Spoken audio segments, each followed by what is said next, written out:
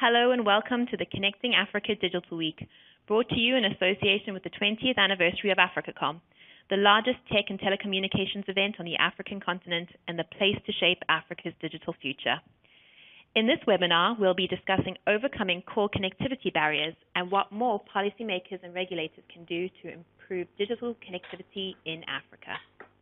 And we're very pleased to have with us today our expert webinar panelist, the CEO of Digital Things, Bora Valiachi, Tim Genders, the Chief Operating Officer at Project Isizwe, Independent Consultant, Ellie Hagopian, and Neuron Wireless's Regional Manager for MIA, Bradley Shaw. Thank you so much, everybody, for joining us today, and it's wonderful to have you here as part of Digital Week. Thank you, Amy. First of all, I'd like to thank you and Connect 365 team for inviting me to take part in Connecting Africa Digital Week. I'm very pleased to be a panelist on the particular topic of how to improve connectivity in Africa, which is I'm passionate about this topic. So I'm looking forward to a very informative and hopefully interesting session with other distinguished panelists today. As a matter of introduction, I am the founder and CEO of Digital Things. Digital Things is a focused advisor services provider. We specialize in digital infrastructure, cloud and Internet of Things solutions, broadband networks and services. We assist with the development of feasible projects and sustainable business models while turning our clients' strategies into success and safeguarding their investments. Our motto is to enable innovation in context. For more information, I invite the interested members of the audience to visit our website, which is www.digitalthings.co.za. And once again, thanks for having me today. On to you, Tim. Hi, I'm Tim Genders. I'm the Chief Operating Officer of Project Isizwe. We've been in existence for about 4 years, and we've been actively promoting free Wi-Fi, particularly in a number of projects in South Africa. We've got a vision of getting free Wi-Fi within walking distance of every citizen of South Africa. And we've seen some amazing results through some of the projects we've done of benefits way beyond what we were expecting of what free Wi-Fi can bring to communities. So I'm really looking forward to today's webinar and addressing some key issues. Over to you, Ellie. Hi, I'm Ellie Hagopian, and I would also like to express my thanks for being invited to be part of this very interesting and hopefully very informative discussion on this webinar. So I'm a telecommunications consultant. I hold a number of different roles. I think the most visible ones is I look after Wi-Fi strategy for Liquid Telecom Group, and then I'm also an entrepreneur in residence at the CSIR in Pretoria. And then I also have been volunteering for the Wireless Access Providers Association of South Africa, or WAPA as it's more commonly known, for just about 4 years now. And actually Tim and I have volunteered together on this for the last 2 years.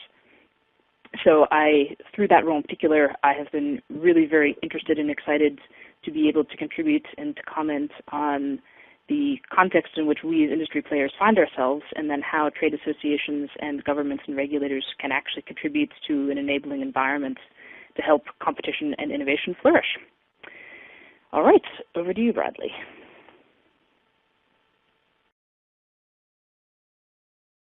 Thanks, Ellie. Bradley Shaw, I'm the Regional Manager for Neuron Wireless, Middle East and Africa. We are a rural GSM vendor, specifically targeting rural communities which have never had mobile access before, and providing low-cost, low-power solutions with low OPEX to run in these areas, allowing for marginalized communities that were previously not profitable to become profitable for mobile operators in Africa and the Middle East, and our HQ is in Quebec, Canada. Thank you. So in today's webinar, we're going to kick off with looking at where the core connectivity barriers and challenges are at present. And Bora's going to give us a little bit of an overview. Well, Amy, there are Two sides to the challenge indeed, both supply and demand side challenges. Therefore, I'd like to talk about some of the key issues on both sides of the problem. First of all, funding remains to be a key challenge for infrastructure development and network expansion projects. This is particularly a bigger concern for rural and underserved areas due to their, low to non-commercial viability. Hence, establishing sustainable business models in rural and underserved areas often requires public support and participation. Secondly, policy uncertainty and misalignment. Governments should consider the end goal and objectives based on a carefully developed ICT strategy in driving their policies. It's imperative that government policies do align with the digital inclusion objectives. For example, spectrum allocation and auction, particularly for the digital dividend frequencies in driving the digital inclusion. This should be holistically studied. If a government aims to generate high level of revenues in selling the spectrums and do not utilize the proceedings in achieving digital inclusion, or if they decide to take on the role of a service provider without due consideration and engagement with the industry stakeholders, they may well be driving a long-term and irreparable damages on the market. So such measures may not only derail the efforts in digital inclusion, but also may degrade the quality of existing services. So it requires due attention over there. Secondly, shortage of skilled resources and experience. ICT skills are scarce on the continent, and growing footprint and digitization require urgent actions on our side to bridge a growing skill gap rapidly. So this is not only essential to fulfill the current operational requirements, but also for strategic planning of new project developments and ensuring their sustainability. Lastly, on this category, lack of proper planning. Through proper planning and incorporation of ICT infrastructure projects in other utility and city development projects, we can reduce the cost of infrastructure. So these projects may include, road constructions to utilities, oil and gas pipelines, to need town planning and improvement projects. However, most of these large infrastructure projects today still do fail to incorporate ICT as an integrated part. Furthermore, harmonizing the new telecommunication infrastructure projects between the different operators, this could really minimize duplication of efforts, hence help us to avoid wasteful expenditure. Over the past few years, we have seen considerable improvements in this space. However, in my opinion, they are well behind what is required still. On the other hand, slow and cumbersome administrative requirements and processes such as waivers for fiber projects or tower permits for wireless network development projects continues to be barriers in front of telecommunication infrastructure projects. On demand side of the things, firstly, affordability. Often, we think the problem is with infrastructure.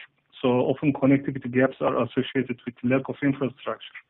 However, cost of services and end-user devices remains to be a key challenge. Even within the well-covered areas, there are areas which we have several service providers offering services, yet we don't see enough uptake from the end-users. So improvement of service-based competition through infrastructure sharing and affordability of end-user devices and services through fiscal measures such as tax reliefs or subsidies will go a long way in connecting more people. Secondly, content relevance and awareness, hence digital literacy and appreciation to the benefits thereof. As we are trying to reach the lower LSM pockets, the consumer decisions are more and more driven by the relevance and value of the services enabled by the connectivity. It might well be a decision to buy a bread or data for most people that we are trying to connect. Therefore, making relevant content and services available that are clearly improving the quality of life and proves the real value to the consumers are essential in raising consumer interest. Furthermore, creating awareness around these services and business with effective community engagements plays a critical role. Therefore, there is a big role for governments and service providers to ensure comprehensive plans are structured in connecting unconnected that goes beyond establishing the ICT infrastructure. Lastly, fit for purpose. Unlike before, today we have advancement of technology and creative service offerings through new business models, providing new alternatives for the end users. Choosing the right service and technology which meets the application requirements is a critical task.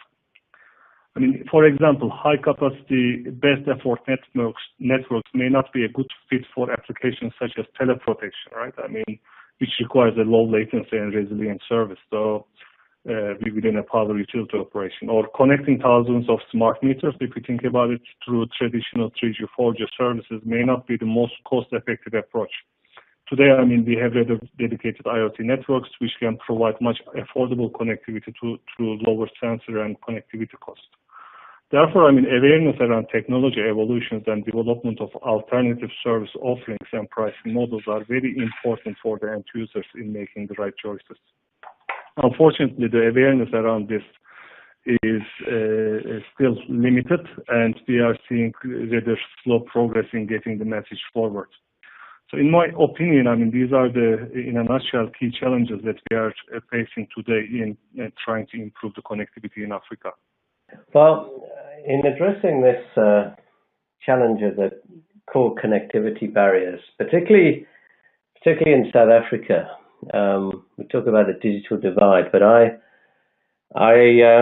don't see the digital divide, because often when I'm in urban low-income areas, I get a great LTE signal and on my phone. And the challenge is not so much the connectivity. The challenge is the cost of that connectivity. We've got particularly high data costs in South Africa. And really that's what drove the whole foundation of Project Isizwe 4 years ago, was to provide Wi-Fi for free for our citizens, and to try and get them at least 500 megs of data a day at good speeds, at sort of 10 megabits per second speed. And what we found in producing that is everybody loves free Wi-Fi, except for the people that are going to pay for it. And particularly if there is an ongoing cost of paying for that free Wi-Fi. And really the key barrier to connectivity is a financial one. So in the graph here, you've got the project cost, which is to set up the capital of setting up the Wi-Fi hotspots, of connecting them up together in a network and linking them to the internet. And then depending on what sort of technology you use, you then have a much lower monthly ongoing cost.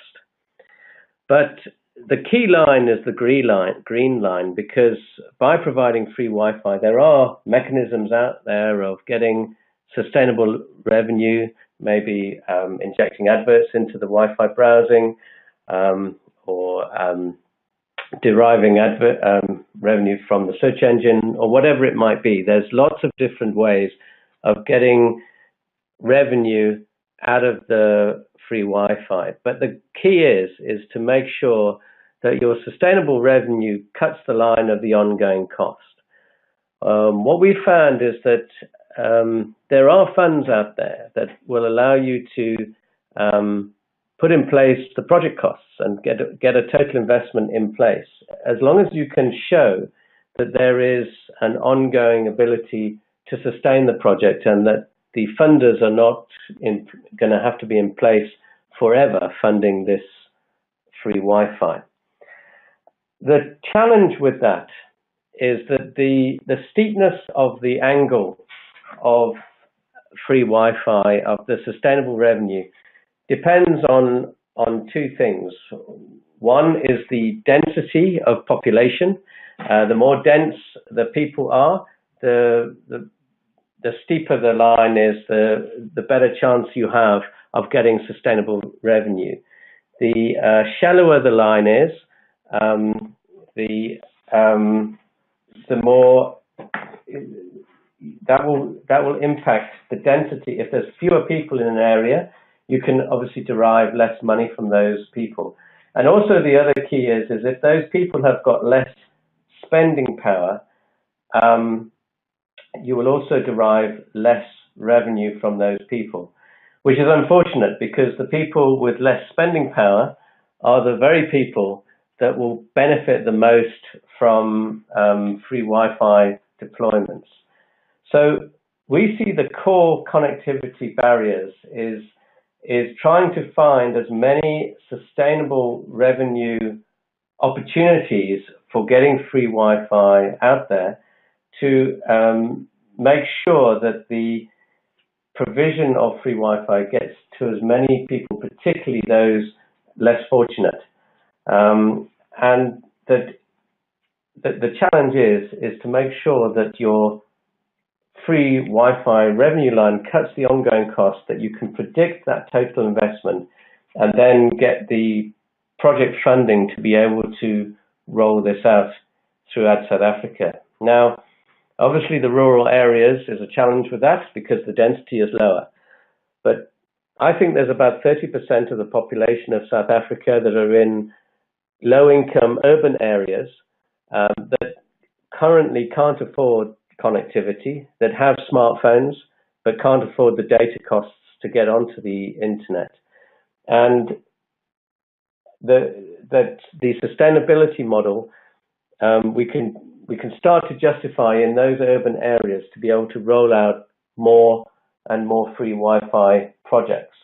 So for me, the barrier that we need to overcome is to justify this model, to show the total investment, and then show exactly the benefits that free Wi-Fi can bring to an ongoing community. And then the projects will flow more and more throughout different communities in South Africa. Over to you, Ali. All right, so looking at some of the core connectivity barriers, I have taken an approach in looking at this of separating, similar to what Bora did, looking at supply and demand, into looking at some of the policy or regulatory topics and challenges, and then some of the market topics and challenges. So when I look at the policy and regulatory side, what I see in a word is there are a lot of countries in Africa, there are a lot of different regulators and a lot of different policymakers. And this, of course, makes life very difficult if you have any kind of multinational organization, because entering any new country obviously requires taking a very deep look at what are going to be the regulatory requirements to operate in the telecommunications industry. Is obviously a very highly regulated industry, and for good reason. But at the same time, having this diversity and lack of consistency makes things obviously more challenging and more costly for multinational operators. It's not a matter of simply taking a business model or a technology model that works in one country and copying and pasting it into another country. When you look also at the situation amongst the regulators and policymakers, in general, there's a lack of resources and a lack of expertise, which basically has to do with funding. These entities are typically, they do the best that they can with the resources that they have, but I would be hard-pressed to find a regulator or policymaker that really had all the funding and staff that it would really like. And the other thing as well that you tend to see is what I refer to as a MNO or a mobile network operator, or kind of a large company-dominated conversation. And what I mean by that is that typically the policymakers and regulators tend to focus on the large companies in an industry, which are often the mobile carriers. Sometimes you hear statements that actually just refer to the telecoms industry as though the mobile carriers were the only part of the industry. And you can see similar sorts of things looking at big fixed line fiber companies, or some of the big diversity, or the big explosion in FTTH companies that we're now seeing in South Africa at the moment. But what this actually means is that with the focus on the big companies, there's a lot of nuance in terms of the edges of the industry. So who's operating in the rural areas? What are the other kinds of service providers that are out there? So if you look at it, for example, one of the big areas where this comes to a head is in the conversation around what happens with high-demand spectrum. Right? Of course the mobile carriers want it, but so do some fixed-line operators that are operating wireless services. So I think that that's an element which is certainly key. Then from the market side, when you're talking about buyers, these could be private companies, these could be municipalities that are looking to roll out telecommunications infrastructure. There's often, generally speaking, insufficient access to information and information asymmetries. So what I mean here is that this is a really complicated kind of environment. And if you as a buyer don't know all the right questions to ask, then you literally don't know what you don't know, and you might wind up buying the wrong kind of technology, overpaying, buying something which isn't actually scalable to what you need it to be. And this is quite a challenge. So I think this is an area where having things like what are reference prices for common sorts of things, like high-side rentals, kinds of equipment, this will really help, at least to make sure that when you're looking at things as a buyer, that you kind of have a sense of how much you should be paying, as well as what are some of the areas, what are some of the key questions you should be asking for different types of builds. And then related to this, point number 3, I call this the Goldilocks effect, or kind of the opposite, the Goldilocks paradox, which is to say that oftentimes, not always, but oftentimes contracts go to either the big companies, which have a big reputation, big brand to go along with it, or they go to really small companies which are providing kind of quick and dirty, cheap services. So Goldilocks in the middle is trying to provide a quality service at a reasonable price and is losing on the one hand to people offering a less good product or service at a lower price, or they're losing out to the big brands essentially. So I think this is an area where between the market itself, just trying to find good partners, and policymakers and regulators actually trying to promote kinds of situations whereby policy as well as government spending goes towards encouraging not just big companies to win, but big companies to partner with smaller and medium-sized companies, then you can actually keep some of the funds not just going to the corporate headquarters in the major metros, but going out to the local regional companies that are headquartered around, all around whatever country.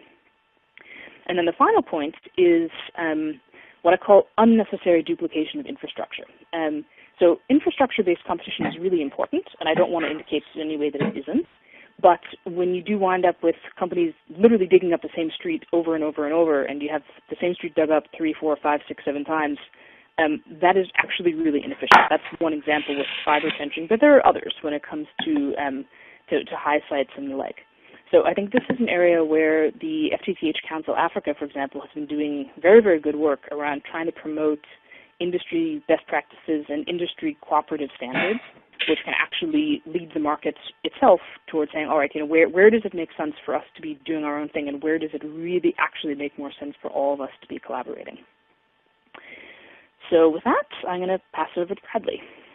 So yeah, I've got 5 quick points on some of the challenges that Africa is facing in terms of connectivity. I think first and foremost, availability of investment funds to create sustainable businesses for rural communities is lacking. It requires large capex investments to build up these networks. The second problem is related because we've got huge populations in Africa, and in rural communities they're definitely vastly distributed, which also makes connecting them more complicated and more costly. On top of that, we have fairly low income per capita across the continent. This results in low ARPUs, low average revenue per user. So creating sustainable business models becomes difficult when you're talking on small numbers in terms of revenue from a single user and fairly large capex investments. So solutions like ours at Neuron Wireless try and address that by reducing the capex cost of these deployments and creating low OPEX models as well. Then the fourth point is that many of the existing large players in the market are reluctant to trial new business models, where we think there needs to be innovation in terms of these business models. Project Isizwe is one such type of a business model that needs to be trialed more than just in South Africa. And then finally, I think specifically in the mobile industry, spectrum policies and the cost of spectrum are often restrictive in terms of who can access that spectrum, who can afford it, and because of that, certain solutions don't get deployed to market that could actually assist in connecting these rural communities. That's it from me, so I will hand over for the next section. Thank you, everybody, for that. We're now going to move on and have a look at what companies, policymakers, and regulators can do to improve connectivity in Southern Africa. Bora's going to weigh in here a little bit and talk about infrastructure sharing. Thanks, Amy. To start with, I guess it is important to emphasize that there is no question today that the connectivity and broadband are recognized as basic human rights by most governments.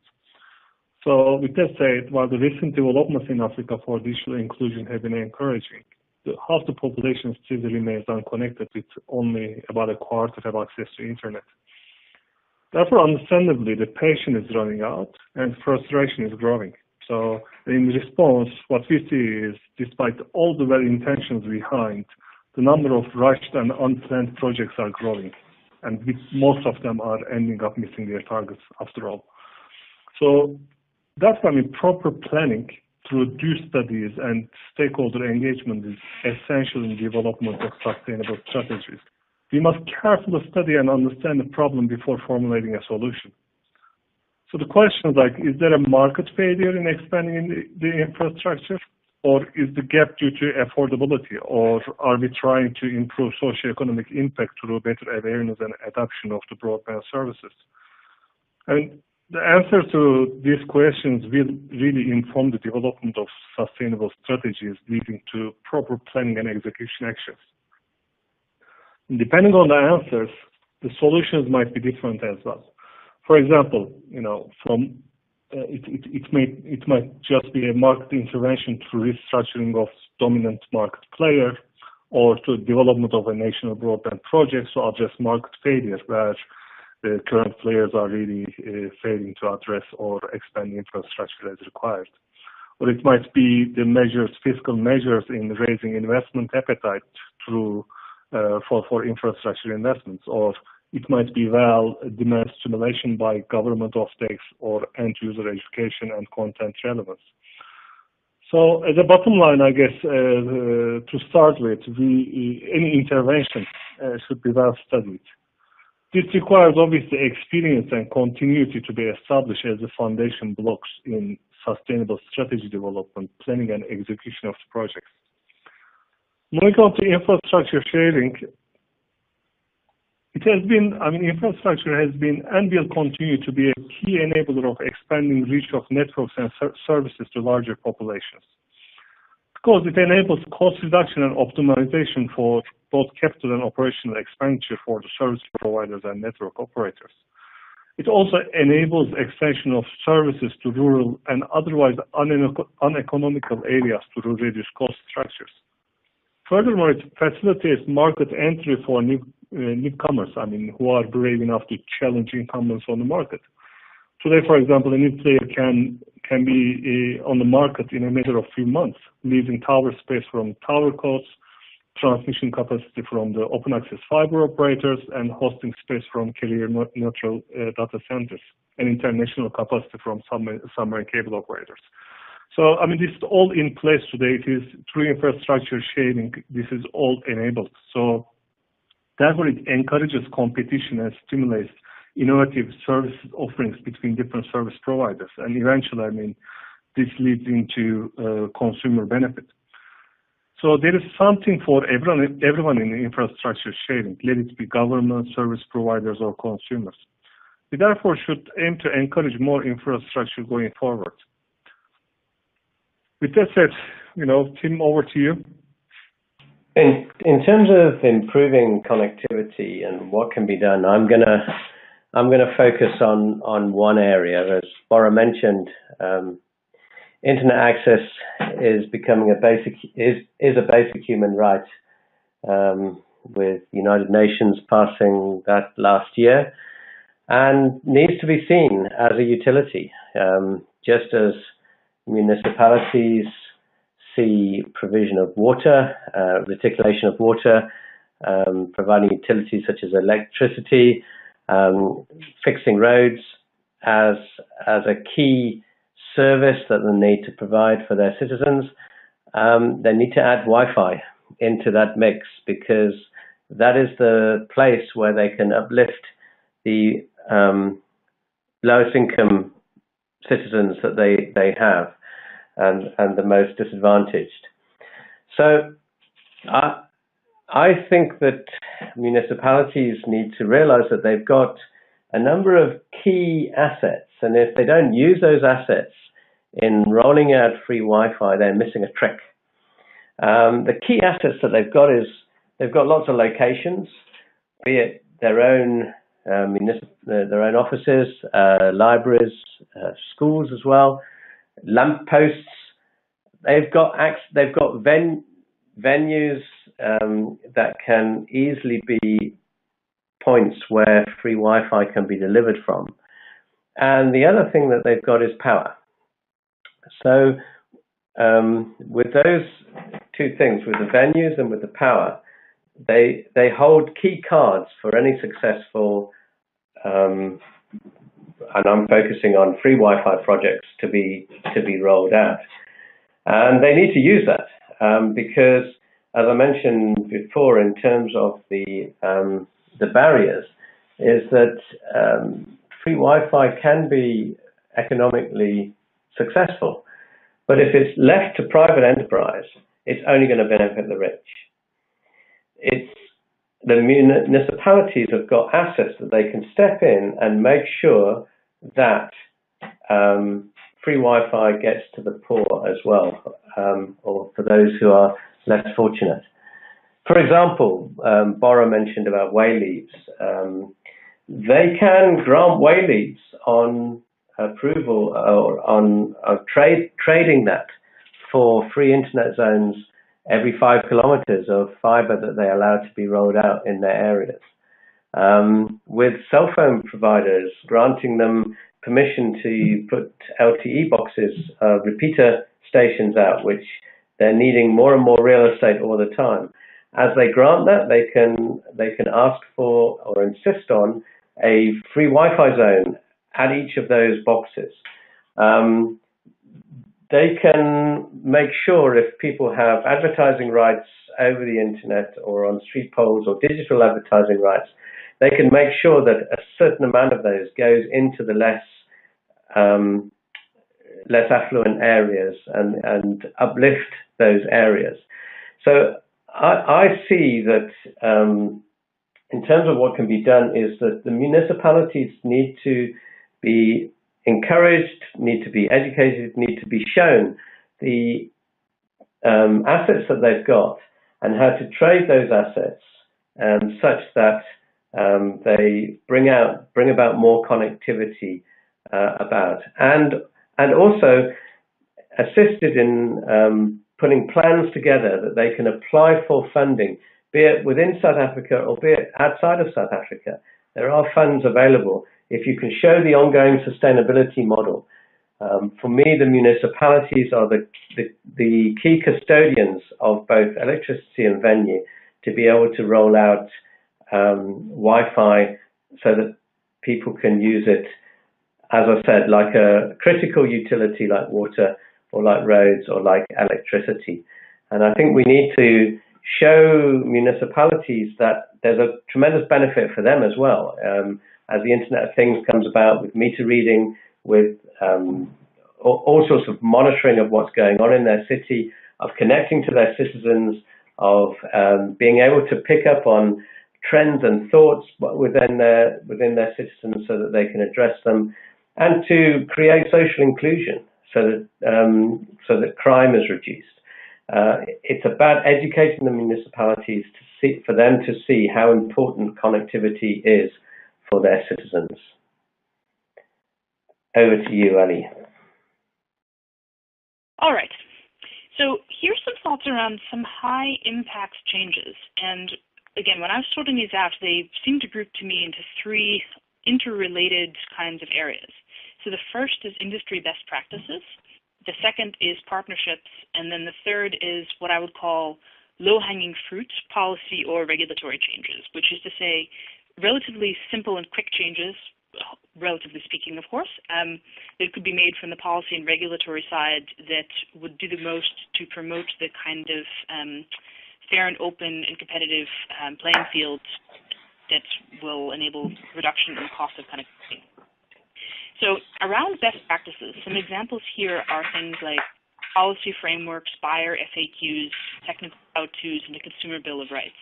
So some of these I did touch on earlier, but I think, again, just outlining for different types of infrastructure builds, what are some standard best practices that should really always be the case. That way you make sure that even if you get a low price bid, it's not going to be so low because it's missing something really important. And similarly, technical how-tos will cover things, which can also, again, make sure that when something is being built, it's being built relatively consistently. And Consumer Bill of Rights, this is another interesting one. One of the things that you see when you go to various different countries around the world, not just in Africa, is that there is a quite wide range of requirements around things like consumer disclosure about what is actually the product and service that you're buying, as well as what sort of escalation is possible if you encounter either an unfair practice or a complaint that you want to escalate. So, and I actually think, to be honest, that this is an area where a lot of service providers could actually really start to differentiate. In the United States, where I was born, there was an airline which quite famously, it was actually probably about 15 years ago, made quite a splash by actually publicizing and sticking to Consumer Bill of Rights. And that actually acted as a competitive advantage for them for quite some time. So that's one. Infrastructure sharing and true neutral host, this is another big one. So again, I touched on earlier the advantages of having infrastructure sharing where it makes sense for private industry. Neutral host kinds of deployments, what I mean by this is that you have really, this is the risk of dramatic oversimplification, you have one area where one company will provide everything from the physical infrastructure to the internet service that comes across the top to the actual end customer relationship. And then a neutral host would provide usually the physical infrastructure and sometimes part of the service that comes across the top as well. But what I mean here by true neutral host is that if you're providing that physical infrastructure, if you will, then you're enabling what's called services-based competition at the services and access layer. So then companies can differentiate providing services to end consumers by things like price, customer service, bundling, packaging, various other kinds of innovations there. But the only way that this actually really works is if the company that provides that infrastructure does it in such a way that the competition at the services level is actually really fair. And you could probably have a whole webinar about what that actually means. But again, it's something we should be striving for. That is definitely quite important. Something else is strong advocacy is needed to promote broadband and consumer rights. So this can happen, again, at all levels, but this is something where, in particular, trade associations can play the role of a trusted neutral advisor that is actually sitting and promoting what are some best practices around these areas and what sort of consumer rights should we be pushing for and promoting and holding up as the end goal. Another interesting one, when Tim was talking about the role of government, I've been seeing this more and more across the continent, is either joint ventures or arm's-length partnerships between telecommunications companies and power companies. And some of those power companies are national power utilities. Some of them are startup solar power. But it's actually really quite interesting because obviously without power, your telecommunications really dies because, first of all, you can't power the infrastructure which is providing the service, and then on the other side, consumers can't power their devices. So I think that this is a really interesting area under partnerships and one that I think we're going to see more growth in. And another one, Tim also touched on this in quite some detail. Obviously, his angle was particularly, I think, mostly around government partnerships, but the same, I think, could be said as well of the private sector, but collaborative business cases to get at underserved areas. So, I mean, a good example of a collaborative business case might be you have some bigger companies might have economies of scale for things like building physical infrastructure and or buying equipment.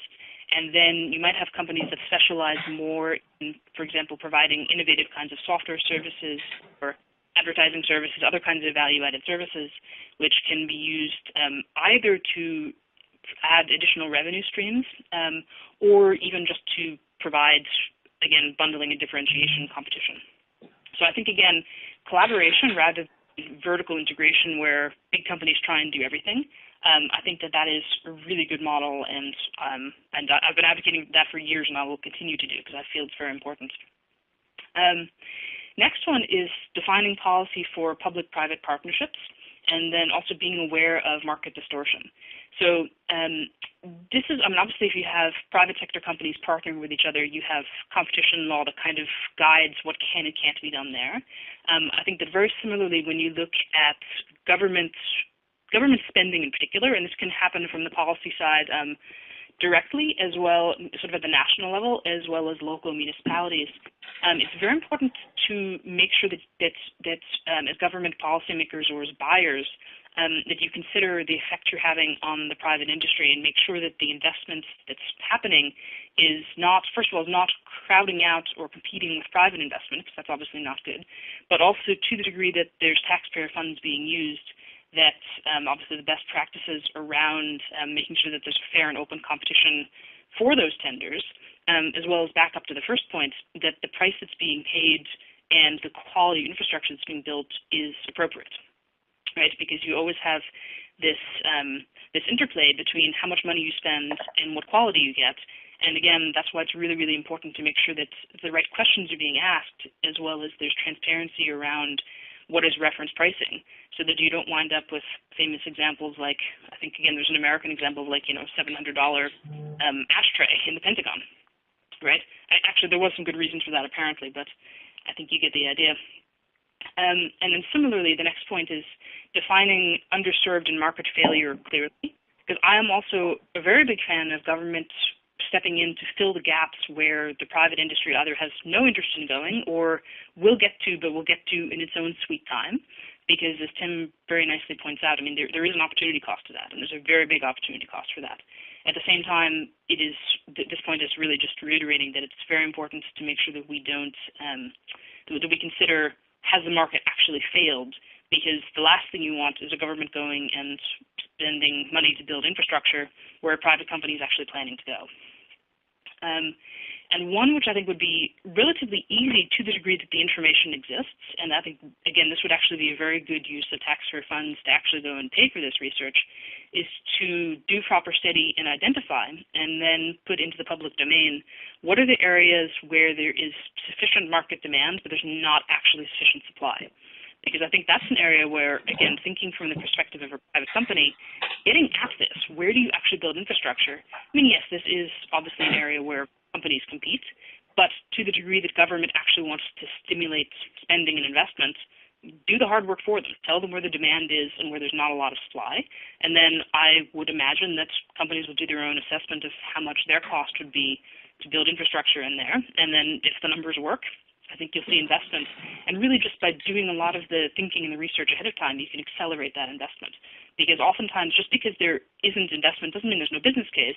It means that the resources haven't been there to do the legwork to figure out if there's a business case. And then the final thing is government-funded projects. It would be really very interesting, I think, if there was a sort of feedback cycle in the best way possible to make public what are some of the lessons learned and what are some best practices that have come out of that, with the end goal being to reduce market distorting investments from other sorts of projects, whether public or private.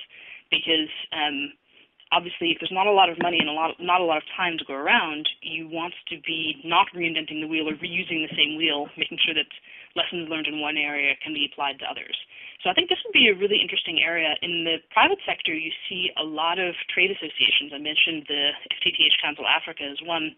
In the Wi-Fi world, there's something called the Wireless Broadband Alliance, which is a global organization.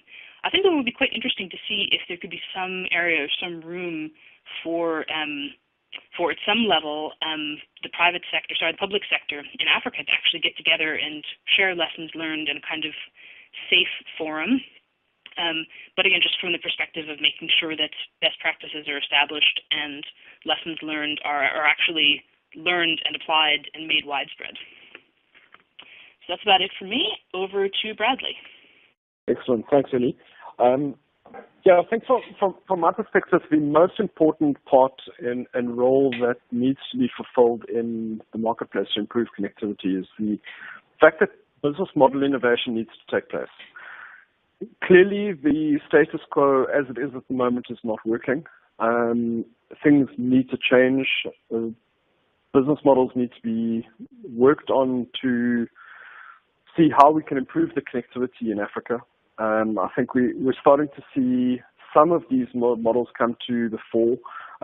We have the new business model of a wholesale mobile operator or network as a service, depending on the kind of label you'd like to give the business model, where a investor is coming in, running a network as a service business, where they're investing in the capex, a network, and doing a revenue share on mobile traffic through infrastructure, similar to the way a fiber business is run. So that is one example of an innovation that I think is going to change the way mobile network operators are run in Africa moving forward. The operators are all complaining that they don't have capex to invest in the rural communities because there is lack of profitability from these areas. So we're seeing these kind of models proliferate. I think there are now these types of networks live in 5 different countries in Africa. So it's good to see it finally starting to work. I think on the infrastructure side, we as Neurone Wireless think that we are starting to move in the right direction by reducing the cost of the equipment and also at the same time reducing the power consumption that the equipment requires to run, making it easy for these mobile units to run on solar in rural areas, also helping to reduce OpEx to run these sites. I think the next important point is equipment needs to be easy to deploy. It can't require four engineers to be on site in a rural area 7 or 8 hours from the closest town. It needs to be a 1 or 2 man job at best. And I think it's critical for the development of connectivity in these rural communities where they are difficult to get to. It takes time, and time is money for whoever is building this infrastructure. And I think the final point is quite important, that regulators need to be more open-minded and allow innovators to test and trial their products in markets. A lot of the time in the kind of telecoms, ICT industries, regulators are quite strict in terms of what can be done and what can't be done. And I think this stifles innovation to a large degree. So allowing these products to be tested and trialed and see how it goes, I think is important. And I think that speaks to some of what Ellie was talking about in terms of some of her points. So I think if we could have that, it would make a difference to the market as well. So thanks a lot. All right, so we're going to end today by just giving some final thoughts and having a look at what breakthroughs we have seen in the industry in recent years. We're going to have a look first at Bora's success stories and findings. Thanks, Amy.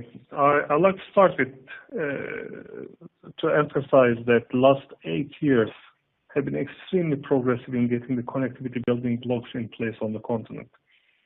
So first of all, we have seen since 2009 arrival of the submarine cables bringing the international capacity to the shores of the continent. And this has been extremely important to relieve the countries from dependency on very high costly satellite backhaul kind of international connectivity. Following that, we have seen the improvement and increase in the number of kilometers of the inland fiber carrying this capacity to the major cities and closer to the end users. In 2009, from 460,000 kilometers to over 1 million kilometers of fiber today, terrestrial fiber today, and which brings half the population within 25 kilometers of a fiber bridge. And this is a very, very significant achievement that is, bringing broadband and required capacity to build further building blocks. With that said, we have seen then this is followed on fiber deployments on national and metro layers, and even in South Africa and Kenya and even Zambia, Zimbabwe, several countries, we are seeing fiber reaching to the consumers and businesses to the end points. And obviously, this is not feasible everywhere, and where it's not commercially feasible, then we see last miles is being bridged by Wi-Fi, LTE, and different other wireless broadband technologies. So this is very important to note that the fiber, obviously, as an enabling element of broadband, has been growing on the continent since 2009, since the arrival of the international capacitor submarine cables. Second important development has been on growing tower sharing, especially when we talk about wireless and broadband, wireless broadband and mobile delivery of the services. The important thing to note over there, again, in 2009, there was almost no tower managed and operated by the independent tower companies. And today, more than half of the towers are being managed by independent tower companies. So obviously this enables for any newcomers or even expanding existing operators to the new markets much easier entry to the market. It negates the highly capex investments at the early stage of the network developments. And other notable developments within recent years have been obviously growing awareness and acceptance of socioeconomic impact of broadband by governments, and we see governments driving the policies and the investments in this space more actively. So there's an growing awareness between government and the businesses as well. Second, the technology and advancements, including the emergence of IoT dedicated networks. So we are not only connecting the people, but we start connecting things as well. So it helps, again, getting the connectivity recognized and benefits, therefore, recognized by the business and the people as well. Improving spectrum availability, either through digital switchover, hence availability of digital dividend spectrum, as well as sharing models like Rain Mobile in South Africa, which recently been launched, which enables, which makes more spectrum to multiple operators on the wireless space. And lastly, proven success stories of locally driven businesses taking advantage of this infrastructure developments.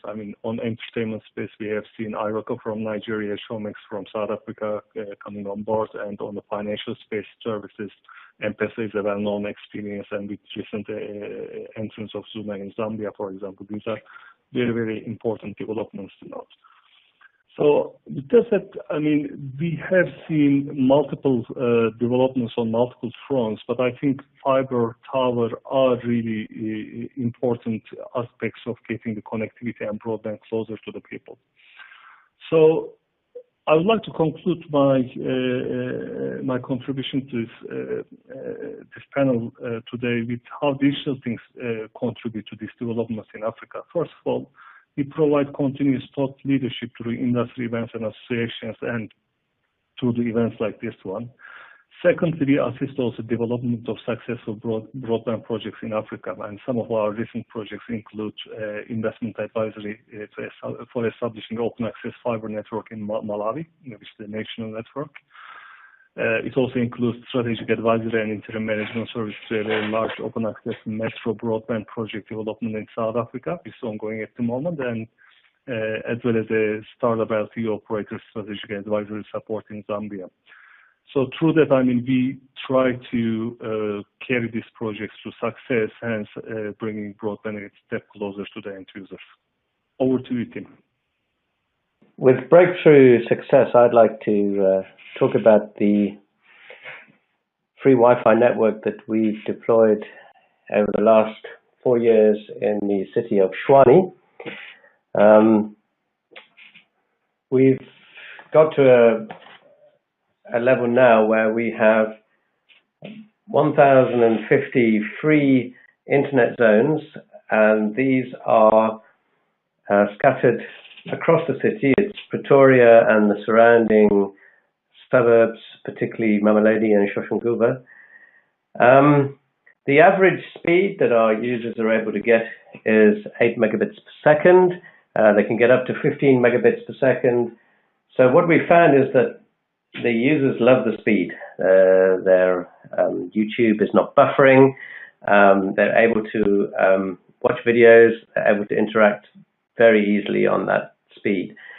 And they're given 500 megabytes a day, which translates to 15 gig and a month. And what we've seen with that is that by giving them a nice, healthy amount, their behavior on the internet changes. Often you're using free Wi-Fi just to message or to check emails. What we found is that the whole behavior with that level of data available to them has changed their method of using the internet considerably. We find a lot of people, a lot of the free internet zones are deployed near schools or near universities or near places of learning. And we had an impact study done, and in that we found that 83% of the people that use the network, the free network that we've provided, 83% see it as extremely important for their ability to learn. Those are the students that are using the network. 76% of the people using the network say they use the Shwani free Wi-Fi to look for a job. 78% say that they are using the network to make them more knowledgeable. If they're in a job, to make them more knowledgeable about the job they are in. And 78% of the people say that they have used the Shwani free Wi-Fi to look up government information or to get key interactions with the government. So it really has delivered benefits beyond, I think, the dreams of everybody involved in the project. As you can see from the graph, we have monthly users are about 700,000 users a month come onto the network. And if you look at the ongoing sustainable costs, that translates to about R6 a user, or significantly less than $50 per user. And at those rates, a sustainable free Wi-Fi is achievable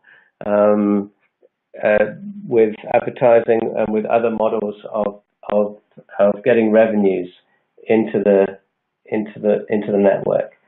You see on the right-hand side, the key user age group is 18 to 25 years old, and also South Africa splits their market segments up into 10 different equally sized groups. So on the bottom right-hand side graph is the what's called the LSM, the Living Standards Measure. So 10% of the population are in the lowest living standard measure, LSM 1. 10% are in the highest, LSM 10, and obviously split behind.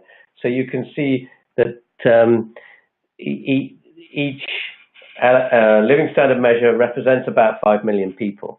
And our predominant living standard measure is number 6, which is the key emerging market, the key market that banks will be interested in, getting bank accounts out of those people, that really they're the future. The young people and the LSM 6 are the sweet spot for marketing in South Africa. So we can see that this network has not only derived major benefits for the people, but it also has got really great potential. In the middle graph there, you can see for some reason Tuesday is the most popular day, and at the bottom there you can see it's about between 5 and 7 in the evening is when a lot of people come on. We get about 350,000 people coming on in a single day, and many of those will come on 2 or 3 times in the day. We can see from our stats. So we see this as breakthrough success. It's had phenomenal impact for the users. The total cost saving, if they were to have bought the data through mobile data packages, we have saved the citizens of Shwani over R1 billion with this project.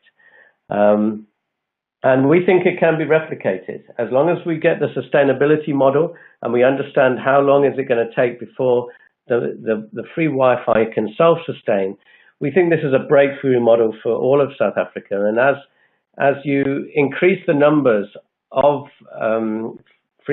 people on free Wi-Fi networks, so the number of eyeballs looking at that becomes interesting for the advertisers. If we can combine free Wi-Fi networks together across South Africa and reach to about 7 million users, then you're challenging TV stats in terms of advertising potential. And we see this as a great breakthrough that can be replicated elsewhere and bring the benefits of education, of finding jobs, of giving people information to the greatest resource that the world knows now is the internet. Becomes available not just to the better off in our country, but also to those who cannot afford it. And it gives them a ticket to play on an equal platform with those who can. The internet access and social media profile and that sort of thing is the great equalizer. It allows anybody to play on the same field and the same level, regardless of what their income is. So we see it as critically important for South Africa to replicate these sort of projects and replicate these projects throughout Africa as well. Over to you, Ellie. Thank you, Tim. All right, so a couple of very quick success stories. I think that Bora really gave a lot of good examples, and then Tim went into some detail around the Wi-Fi. So these were three that really stuck out to me, and I'm sure that actually when Bradley goes next, he's going to chat a little bit around something similar to the Vanu example. But these are, again, three examples. So Vanu is a neutral host, small cell, low power providing neutral host for mobile carriers in a couple of Africa. I know they're in Rwanda, off the top of my head. And what I liked about this one is that this is a good example of where the private sector can go in and identify areas that were challenging. They were too economically marginal for any one operator to go in. So they went, they did the research, they found the areas, as well as having their own technology. But more importantly, it wasn't just a matter of going and trying to sell this to a buyer who may not have been interested, but they actually went and invested the capex to get the infrastructure in, and then obviously through the economics of being able to then resell that multiple times, it seems to be working for them. I mean, I don't know if it's tremendously profitable, but at least at the end of the day, you're now having service in an area that didn't have service before, or better service than what was there before. So I think that's a good kind of example of going in problem solving from a economic standpoint as well as from a technology standpoint. The next one is Zenzoleni Co-op. This is a project in the Eastern Cape that those of you in South Africa may be aware of, and if you're not, then you certainly should be. This has been ongoing for a couple of years now. The driving force behind it is a gentleman called Carlos Ray Moreno. And what they've essentially done with Zenzoleni Co-op is this network is actually owned and I believe operated as well by the local community. So it's a really good example of just really driving down and putting pressure on all of the costs to get them as low as they possibly could, but also in local, essentially ultra-local ownership of the network. So this is, again, really quite interesting, and I believe that they're looking to replicate this in other areas, so certainly worth looking into if this is an area of interest for you. And then the final example is one that I've worked on myself.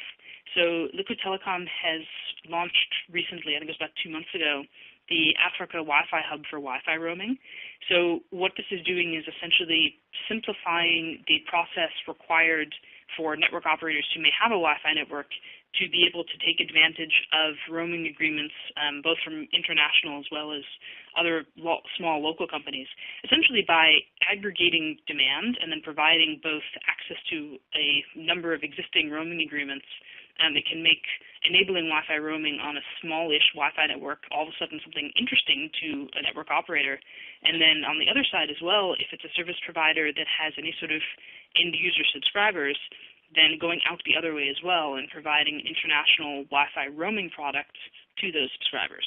So there's nothing incredibly revolutionary about this. It's not the only kind of hub aggregator model for Wi-Fi in the world. What is nice about it is that it's local and it's African, and then the really big difference that's been taken here is to make the thing as simple to be able to get on as possible. Because I mean, it's just a simplification of the legal side, and the technical side.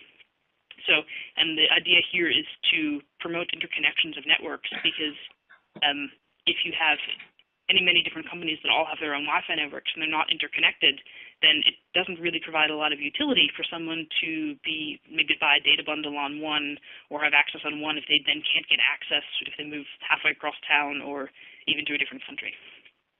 So those are my examples of the sorts of things that are all looking to reduce costs, increase access. So with that, over to you, Bradley. Thanks, Ellie. Yeah, so indeed, Vonu is definitely a great example of a small cell operator working in the wholesale business. So the breakthroughs that I'm seeing in the market are certainly the wholesale operator network as a service model being implemented in a number of African markets. As Ellie mentioned, Vonu is one of them who's operating in Rwanda. Africa Mobile Networks is another operating through a number of countries on the continent, and also launching new markets on a continuous basis. Another is Rihanna, a group out of Nigeria who is operating in the same model, and another out of Nigeria as well as Global Communication Extension Services, GCES. So we're starting to see that these wholesale or network as a service models are starting to proliferate, and I think it's only going to bode well for connectivity solutions running into rural parts of the continent. I think the next breakthrough that's been coming for a number of years, and the trend is still continuing, that VSAT costs are falling and allowing for more cost-effective services to remote areas. I'm sure there's no one that's going to espouse the fact that fiber is a solution for rural connectivity.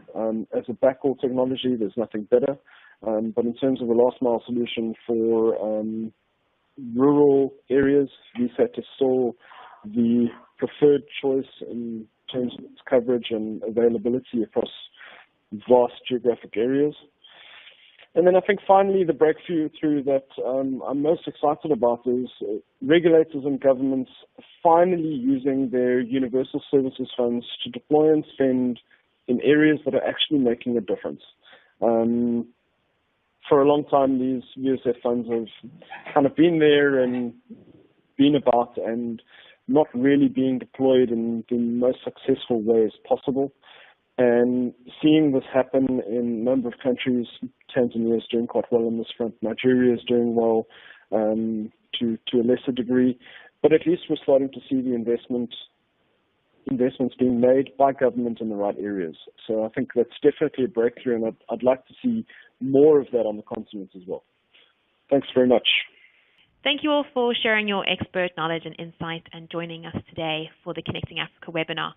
If you would like to continue the discussion, check out connectingafrica.com for all your news and industry developments, as well as @ConnectAfrica on Twitter, Facebook, and Instagram. And join us at the 20th anniversary of AfricaCom between the 7th and 9th of November in Cape Town. It's 3 days of thought-provoking content covering everything from connectivity to IoT via fintech and even digital health. We'll be bringing together 400 expert speakers and 450 exhibitors over 2 exhibition halls, mapping Africa's journey through the 4th Industrial Revolution. See you again next time for another Digital Week webinar. Thank you. Goodbye.